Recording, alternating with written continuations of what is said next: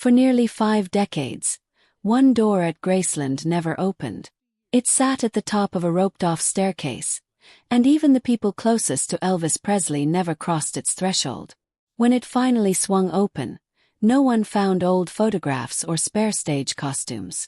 They found signs that someone or something had been quietly kept up there the whole time. What they uncovered was so personal it left even seasoned archivists shaken. Who or what had been sealed away above Graceland for 48 years? And had the Presley family always known? In the spring of 1957, a 22-year-old Elvis Presley drove through the gates of a property that would soon belong to the world. The stately White House on the outskirts of Memphis cost him $12,500, roughly $1 million today, and he kept its existing name, Graceland. First it was just a house. But it didn't stay ordinary for long. Spread across nearly 14 acres, the estate had barns, stables, and horses grazing the fields. Among its more unusual residents was a chimpanzee named Scatter, who Elvis dressed in little outfits and brought along to parties, where he'd swipe drinks and tug at guests' clothing. Staff joked that Scatter embodied the wild streak Elvis rarely let the public see. By 1964, with the Beatles taking over American radio, Elvis built himself a private retreat, the meditation garden, filled with fountains, flowers, and white columns beneath the Tennessee sky. It was where he went to think and escape the noise, a far cry from the electrified performer fans knew. Other corners of the house leaned into spectacle instead of stillness. The jungle room was carpeted in green shag that crept up the walls, furnished with pieces that looked plucked from a tropical island. In the basement, a media room let him watch 3 television broadcasts simultaneously, a novelty for the era.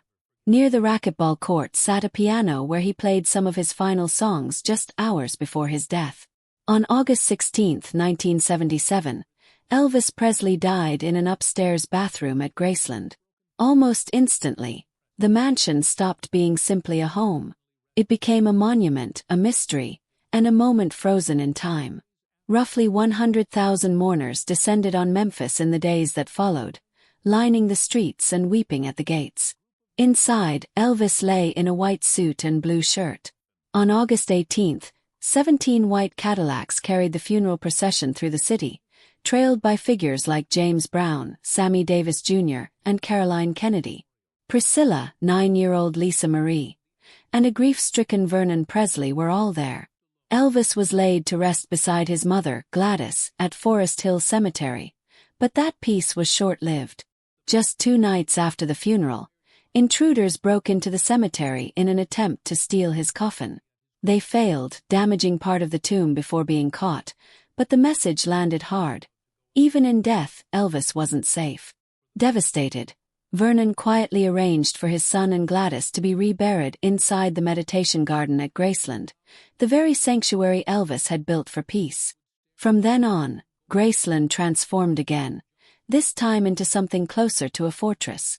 Vernon installed new alarms, brought in round-the-clock security, and closed off entire sections of the house, most notably the second floor and its attic. The official explanation was privacy. Elvis's bedroom and the room where he died deserved to be left undisturbed. But as the years passed, fewer people accepted that at face value. When Graceland opened to the public in 1982, following Vernon's death, visitors could tour the kitchen, admire the stained glass windows, and stand at the grave. The staircase to the upper floor, though, stayed roped off, and the attic door remained shut, even to world leaders. Tour guides gave the same line for 48 straight years. The upstairs was private, out of respect for the family. While the locked attic guarded its physical secrets, a different kind of concealment was happening in plain sight. The true story of Elvis's death. That August afternoon began quietly. His girlfriend, Ginger Alden, woke around 2 p.m. to find Elvis still in bed, which wasn't unusual for a man who often stayed up for days before crashing into a medicated sleep. But by mid-afternoon something felt wrong. She knocked on the bathroom door, got no answer, and pushed it open to find him collapsed on the floor, his face discolored. Road manager Joe Esposito rushed in and began CPR while paramedics were called. Despite efforts at the hospital, Elvis was pronounced dead by 3:30 p.m. He was 42. That evening, medical examiner Dr. Jerry Francisco told reporters the cause was cardiac arrhythmia. Natural causes, plain and simple. But the explanation didn't sit well with many who'd watched Elvis change in his final years. Dramatic weight gain, forgotten lyrics, and shaky performances. The autopsy told a fuller story. An enlarged heart, a damaged liver, and physical signs consistent with long-term substance dependence. A later toxicology report revealed a cocktail of powerful drugs in his system, including painkillers and sedatives that Francisco had left out of his public statement. Much of that medication trail led back to Dr. George Nicopolos, known as Dr. Nick, Elvis's physician since 1967. In the final 8 months of Elvis's life alone, Dr. Nick prescribed more than 10,000 pills, roughly one prescription every day and a half. He defended himself by citing Elvis's genuine health issues: chronic pain from a military injury, glaucoma, and a painful intestinal condition. Later, he claimed he was actually trying to protect Elvis by controlling his access to drugs rather than letting him find them elsewhere. Tennessee prosecutors weren't convinced. Dr. Nick faced 14 counts related to overprescribing in 1980 and was acquitted by a jury, but medical regulators kept digging. In 1995, 18 years after Elvis's death, the state permanently revoked his license. The story took another turn in 2020, when author Sally A. Hodel published Destined to Die Young, arguing Elvis may have suffered from alpha, 1 antitrypsin deficiency, a genetic disorder affecting the lungs and liver, along with a compromised immune system.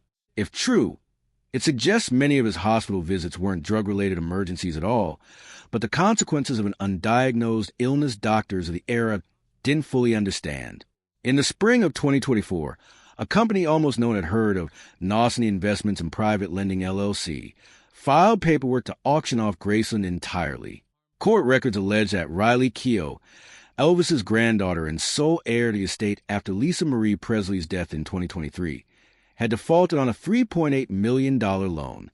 The claim blindsided even devoted fans, and online communities erupted in panic. Keough's legal team moved fast, filing an emergency motion in Shelby County Court and arguing the entire debt was fabricated, that Riley had never signed anything with the company and the signatures were forged. With the auction date looming, a Tennessee judge halted the sale just 1 day before it was set to happen, calling Graceland a one-of-a-kind cultural asset whose loss would harm the public. Tellingly, no representative from Nosny Investments appeared in court to contest the ruling, and Graceland remained with the Presley family. This wasn't the first strange chapter in Graceland's history. Since 1977, the property has been at the center of one of celebrity culture's most persistent conspiracy theories, that Elvis faked his own death. It began hours after he died, with a reported sighting of a man calling himself John Burroughs, a name Elvis actually used while traveling, buying a one-way ticket out of Memphis. Sightings piled up for years afterward, from gas stations to grocery stores, eventually inspiring a recurring Elvis Watch column in a tabloid. Theories range from witness protection to a secret battle with cancer, fueled by oddities like his heavy coffin and a misspelled middle name on his headstone. The internet only kept the myth alive longer. After the ownership dispute settled, Riley Keough made a decision no one in her family had made before. She authorized archivists to finally open the attic. On a January morning in 2025, a small team in white gloves climbed a long untouched staircase. Dust hung thick in the air of a room no one had entered since 1977. Using an old brass key kept safe by the family for decades, the lead archivist unlocked the door. Inside wasn't clutter.